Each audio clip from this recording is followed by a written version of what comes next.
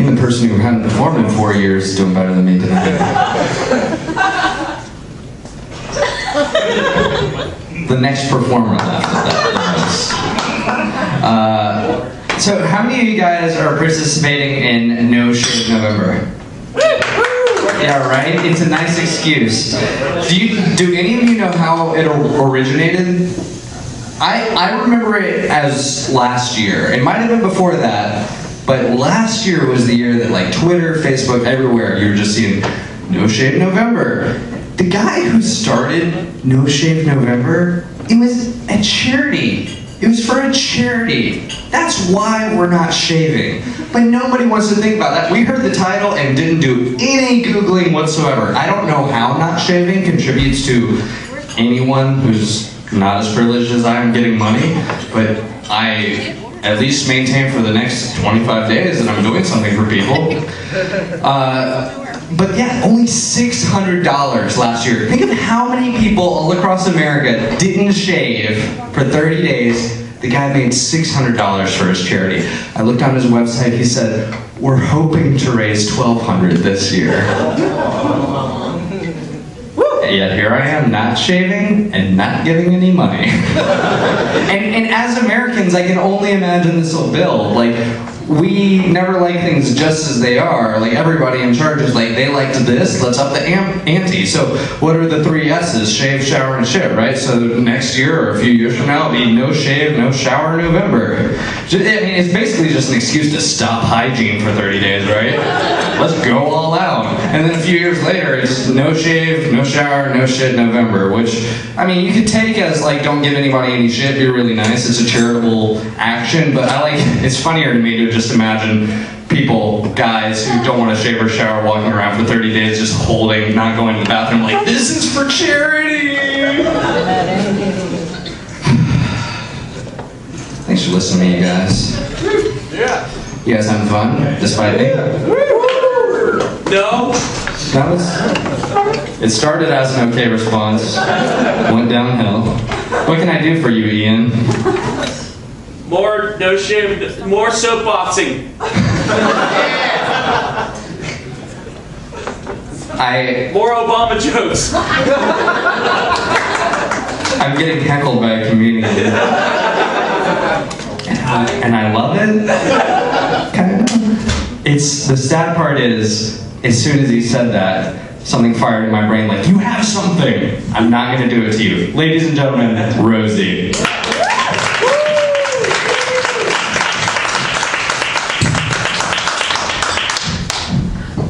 Hello, friends. I don't know why he puts this in the middle, but I always fucking move it. It's like he's trying to be a pain in the ass. So, it's funny that you mentioned No Shave November, Kenneth, because my No Shave November lasts all year. My husband is lucky if I shave like once every 6 months. My legs, just my legs. I'm not even talking about my vagina. Speaking of vagina, election day was yesterday. And my husband and I were talking about,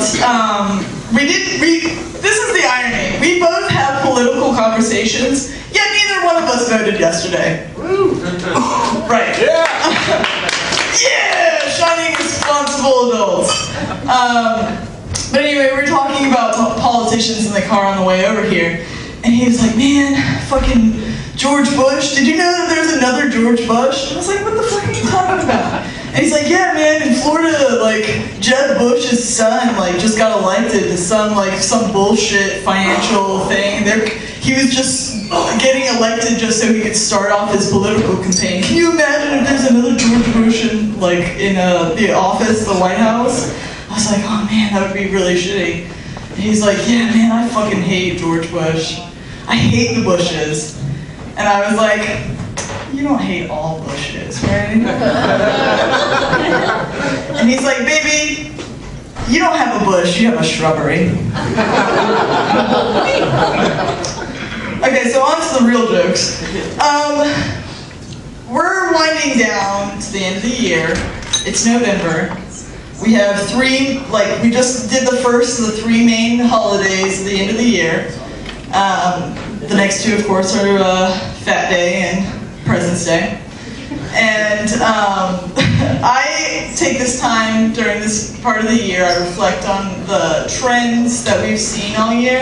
And something that's really stood out to me that I'm actually pretty proud of is that it seems like this year there's been a really big push for feminism, at least in my eyes.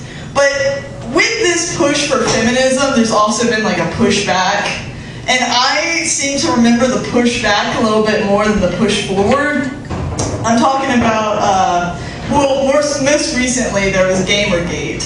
If anybody, I don't even know what that is. All I know is that it's anti-feminist in some way. Go me! There's also that hashtag #NotAllMen, which was a response to all women have to consider being afraid to walk down the street in the dark of night. Well, not all men are rapists. Yeah, okay. And that's sort of like I guess the big pushback group this year has been men's rights group. Whatever that means. I feel like, whatever, it's fine. You have rights, okay, whatever. We'll recognize them. And I think that there's this men's right pushback because when you say things like, I'm a feminist, it feels like there's two sides to things. Like women are trying to take over instead of just be a part of something. And that kind of bothers me. And I wish that I could just tell anybody that was part of the men's rights groups to just, every time you hear anybody say feminist, just cover your ears and just think equalist. Just equalist, that's all they need. Because really I feel like when I'm talking about my own feminists leanings, that's really what I'm meaning. I'm just trying to talk about how I feel like I should be an equal. And not all people, I guess, look at men and women as equals. I mean, you hear all the time, men, all men, pick your nose and eat it, or all women just whine about their periods all the time, and putting people in these groups. And I think that's really hard, for me at least, because I feel like I'm both men and women. And actually, I feel like both men and women are equal. If you need proof of this, well, let me just give you an example. Everybody has been in the position of getting caught staring at somebody they should not be staring at. Whether they're interested in them sexually or not, you'll get caught and it'll be awkward. The best way that I can, sort of talk about how we're the same is that all men and women have the same response to this. What are you looking at? Men and women both say that. What's different is how we're programmed to go on after that. If you're a woman, you're sort of taught to diffuse the situation by complimenting somebody. And a woman is kind of taught to compliment their body, another woman's body. If a woman gets caught staring at another woman and they're in that awkward position, they're like, oh my god, what do? I'll just compliment their body and it'll be okay. An example of this is if you're at a bar and you get caught, I would just go up to the woman and be like, oh my god, I'm sorry. I know I was awkward that I was staring. I just couldn't help noticing your abs and I'm looking for a new gym. What gym do you go to? But that's where the inequality happens. I mean, can you imagine if a man said that to another man? I'm sorry, honey, I was just noticing your abs and I've been looking for another gym. What gym do you go to? Yeah, I think it would be an awkward sort of situation. But it's different with men. Men are taught to diffuse the situation in a different way. If a man gets caught staring at another man, they're taught to compliment a material that the other man has. A man would walk up to the bar and say, oh man, I'm sorry I got caught staring. I wasn't trying to be weird or anything. I just noticed that you had a Harley Davidson belt buckle. What do you ride? Can you imagine if a woman said that? Hey baby, I just noticed that you're wearing a Harley Davidson belt buckle. What do you ride? It's respond differently to each other. Of course, I'm talking about being the one caught. I've been the person on the other side of that also. I've been the one that's catching somebody else looking at me, and that's also an awkward position to be in. In my case, most often than not, it's a guy looking at me, and they're less subtle. I've had all sorts of different types of people that respond in different types of ways. A lot of the times the most common thing is just for guys to stare at you. And I was recently talking to one of my coworkers, and I was like, man, I was just trying to buy some store supplies, fucking some cake mix at the store, and this guy was just staring at me. And my coworker was like, if anybody ever does that to me, I just stare back.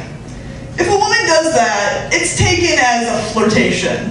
It doesn't matter if you're or if you're smiling. If you're making eye contact with a guy, he's in. It does not matter.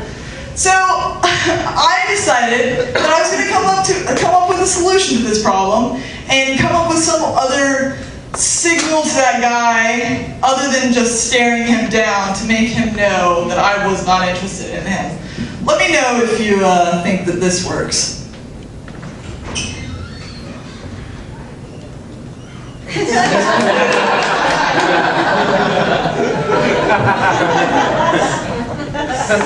you imagine? That guy would be like, oh my god, what the fuck? I also get a lot of people that are I'll try to be polite to people, just general politeness. At the grocery or at the convenience store the other day, I was just trying to get a pack of cigarettes, and there was this guy ahead of me that had only 2 items, and I was trying to grab milk and stuff like that, along with my smokes, and I knew that I was going to be a pain in the ass, so I was just like, go ahead. And he looks at me, he's like, go ahead, baby. I hate that. I hate being called baby. The only person that I want to call me baby is somebody actively fucking me or an adorable black woman. That is the only person. 2 people. So again, I thought of a unique way of dealing with that situation. And the next time somebody's like, hey baby, how are you doing? I'm going to be like, oh, daddy? Oh my god! You what? Mom and I have been looking for you for 5 years! Oh my god, you're back! Oh my god, he'd be so freaked out! He'd be like, I am never making eye contact with another woman. This is something that's not really typical of most women, but I have to deal with it all the time. I don't know if you've noticed, but I don't wear a bra. Don't give a fuck. It's painful. Fuck you. So a lot of guys are like, oh, she doesn't wear a bra, she must want her tits stared at. And to that, I'm just like, okay, I get it. You're not used to seeing tits every day. That's cool. Take a glance. But there are those people that are standing behind poles trying to be slick, and they're like, I'm like, I see you. I have eyes. I know that you're looking at me. And so my strategy for dealing with this next time is just to be like, you thirsty?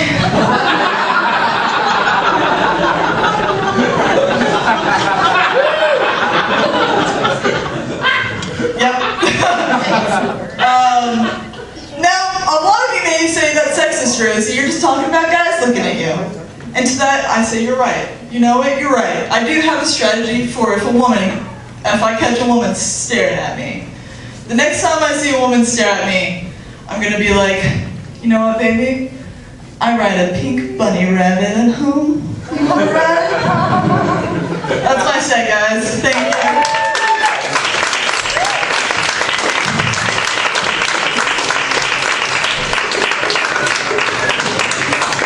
Going for Rosy.